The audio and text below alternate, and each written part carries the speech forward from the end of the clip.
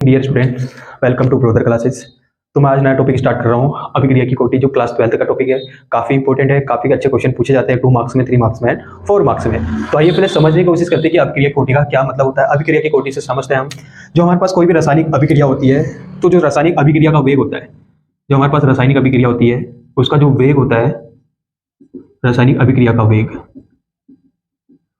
वो होता है अभिकारकों के सांद्रक, अभिकारकों के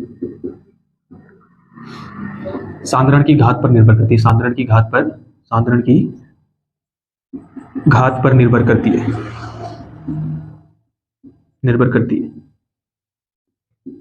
तो कह सकते हैं रासायनिक अभिक्रिया का वेग जो अभिकारकों के सांद्रण की घात पर क्या करता है, निर्भर करती है, उसको हम कहते हैं अभिक्रिया की कोटि। या बोल सकते हैं जो अभिकारकों के सांद्रण का घात का योग होता है उसे बोलते हैं अभिक्रिया की कोटि। अब अभिक्रिया की कोटि का मतलब फर्स्ट आता है हमारे पास शून्य कोटि की अभिक्रिया, शून्य कोटि की अभिक्रिया, शून्य कोटि की अभिक्रिया। द्वितीय आता हमारे पास प्रथम कोटि की अभिक्रिया, थर्ड आता हमारे पास द्वितीय कोटि की अभिक्रिया, द्वितीय कोटि की अभिक्रिया। शून्य कोटि की अभिक्रिया का मतलब क्या है, जो हमारे पास अभिक्रिया का वेग होगा वो अभिकारक के सांद्रण के घातों पर निर्भर नहीं करता, उस कंडीशन में शून्य कोटि की अभिक्रिया कहलाती है। प्रथम कोटि की अभिक्रिया का मतलब जो रासायनिक अभिक्रिया का वेग होगा वह अभिकारकों के सांद्रण की घात 1 पर निर्भर करती है, उसे बोलते हैं प्रथम कोटि की अभिक्रिया। द्वितीय अभिक्रिया की कोटि को हम बोल सकते हैं जो अभिक्रिया रासायनिक अभिक्रिया होगी उसका वेग अभिकारकों के सांद्रण की घात 2 पर निर्भर करेगा, उसे बोला जाता है द्वितीय कोटि की अभिक्रिया। तो हम इसके लिए कुछ व्यंजक प्राप्त करते हैं, तो हम स्टार्ट करेंगे पहला शून्य कोटि की अभिक्रिया के लिए वेग समीकरण।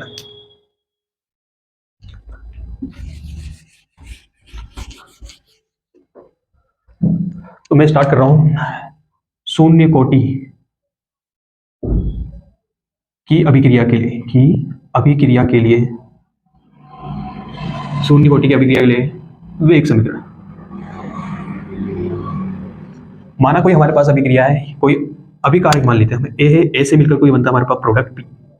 ये क्या हमारे पास अभिकारक, और ये बना हमारे पास कोई उत्पाद। इसे हिंदी में इंग्लिश में हम कहते हैं रिएक्टेंट, इसको हम कहते हैं प्रोडक्ट।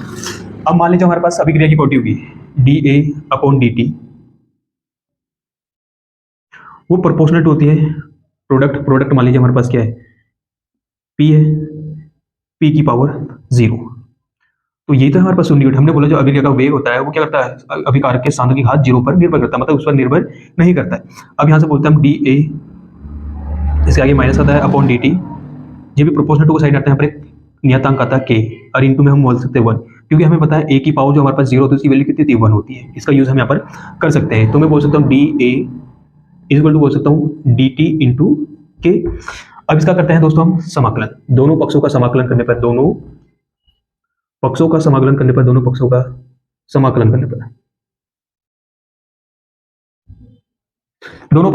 करने पर हम क्या करते हैं, इसका इंटीग्रेशन कर देते हैं या समाकलन कर देते हैं। Minus k dA is equal to dt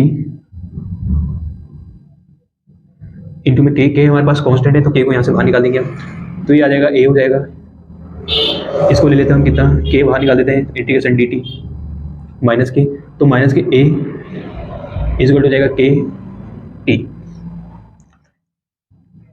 इसको बनाते हैं समीकरण नंबर फर्स्ट। चाहे तो आप इसका स्क्रीनशॉट ले सकते हैं।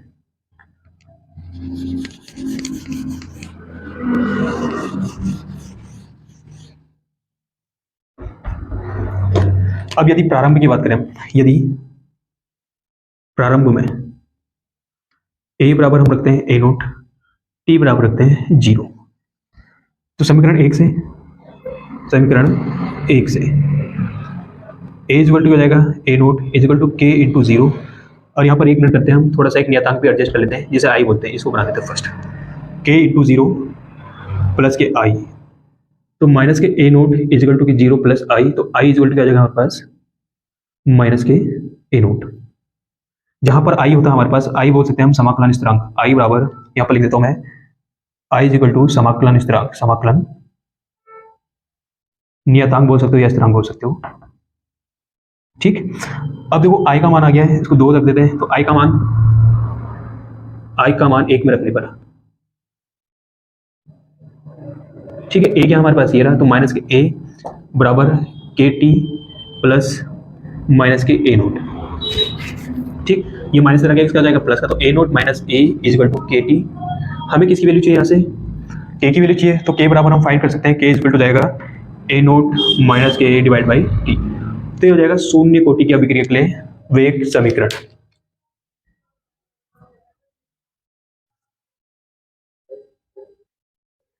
तो हमें एक क्वेश्चन दिया गया है, प्रथम कोटि की अभिक्रिया के लिए वेग स्थिरांक k का मान 5.5 इंटू 10⁻⁻4 पाया गया है। अभिक्रिया की अर्धवायु की गणना करनी है। हाँ, तो हमें पता अभिक्रिया की अर्धवायु T half is equal to होता है 0.693 इंटू डिवाइड में k। तो हमें दिया गया है, यहाँ पर दिया है k is equal to 5.5 into 10⁻⁻4, sorry 4 नहीं है 14 है।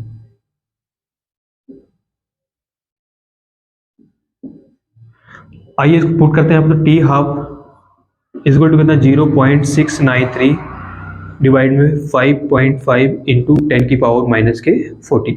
देखिए पावर माइनस की पॉइंट जब ऊपर कन्वर्ट हो जाएगी, इसमें कन्वर्ट हो जाएगी पॉजिटिव में, 0.693 इंटू 10⁻14 डिवाइड बाई हमारे पास 5.5 बचा। देखो यहाँ पर कितने डिजिट, 1 2 3 डिजिट बाद पॉइंट लगा, यहाँ पर 1 पॉइंट, तो हम पॉइंट बराबर करने के लिए नीचे कितने जीरो बढ़ाएंगे, 2 जीरो यहाँ पर हम कन्वर्ट कर देंगे। तो 693 डिवाइड बाई 5500 इंटू 10⁻14। तो ये t half is equal to कितना हो जाएगा हमारे पास 693 इंटू 10⁻14 इंटू 10⁻⁻2 डिवाइड बाई 15। देखिए ये 100 है, इसको मैं इस टाइप से भी लिख सकता हूँ, 55 इंटू 100 भी लिख सकता हूँ। तो ये पावर ऊपर जाके किस में कन्वर्ट हो जाएगी, -2 में। तो इसको मैंने इसलिए भी लिखता है 693 इंटू 10⁻14 इंटू 10⁻⁻2 डिवाइड बाई 100। तो t half is equal to हो जाएगा हमारे पास 693 इंटू 10⁻12 डिवाइड बाई 55। तो जब आप इसको डिवाइड करोगे 1, तो आंसर आएगा 1.26, सॉरी